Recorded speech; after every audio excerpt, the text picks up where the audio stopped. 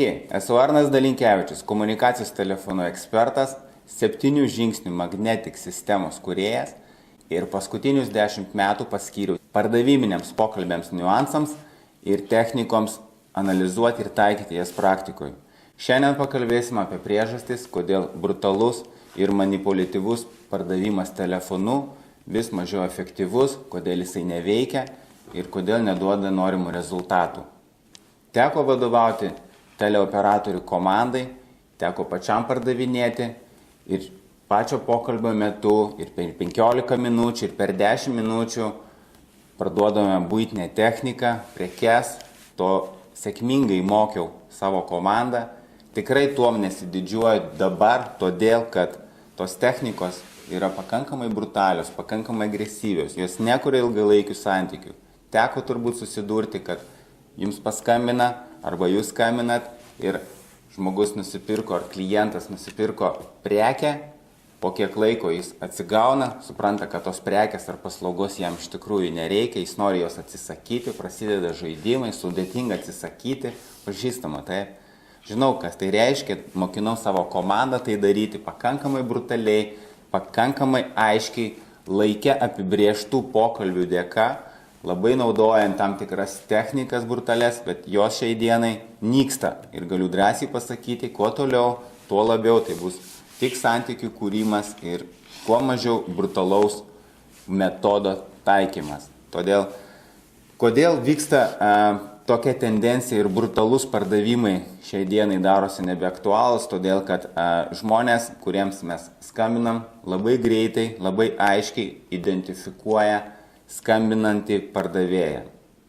Tenka susidurti, kuomet ir mums paskambina, mes greitai galime identifikuoti, kad mums paskambino pardavėjas. Jis pradeda kalbėti apie prekes ir paslaugas, galbūt pradeda klausinėti, ką mes naudojam, ką mes taikom, bet labai greitai šiandien mes nustatome, kad skambina mums pardavėjas. Todėl greitis labai yra svarbus, kuomet skambinantysis skambina klientui, klientas labai greitai identifikuoja ir prasideda pokalbio eiga ne ten, kur suplanavot. Pažįstama, toks klientas tengiasi su jumis baigti pokalbį, jisai sako, kad aš negaliu kalbėti, manęs tai nedomina ir laikas, kada jūs tai išgirstat, yra labai anksti.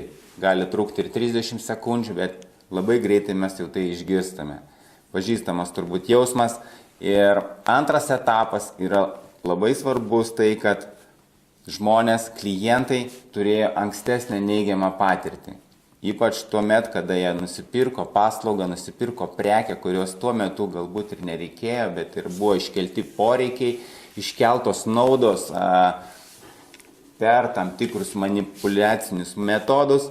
Žmogus nusipirko, po kiek laiko ar tą pačią dieną, ar sekančią dieną, ar net už valandos, jisai suprato, kad man tos prekės ar paslaugos nereikia, jam artimieji pasakė ar kolegos, kad mums tikrai to nereikia, jaučiasi nejaukiai, todėl kad nusipirko tai ar užsisakė tai, ko tikrai nereikia. Todėl vedini ankstesnės neigiamos emocijos, žmonės nesivelia į pokalbį su pardavėjais, nes vienas iš momentų yra baimė, kad mumis bus sumanipuliuota, baimė, kad bus iškelti poreikiai, iškeltos baimės, iškeltos tam tikros technikos, kuriomis bus pasinaudota, kad parduoti mums tam tikrą prekę ir paslaugą. Todėl antras etapas yra neigiama patirtis.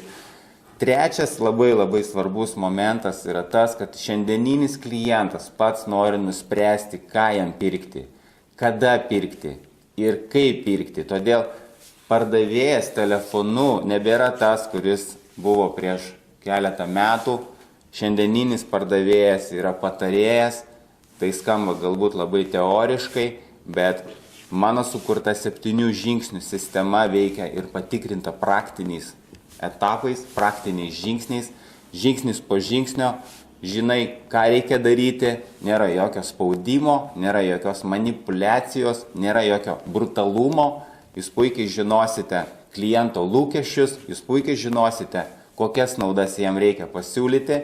Abipusį sprendimą priimsite tuo metu, kada bus malonu ir patogu abiejoms pusėms, vadovaujantės 7 žingsniais, jūs visada jausitės komfortiškai ir atsipalaidavęs.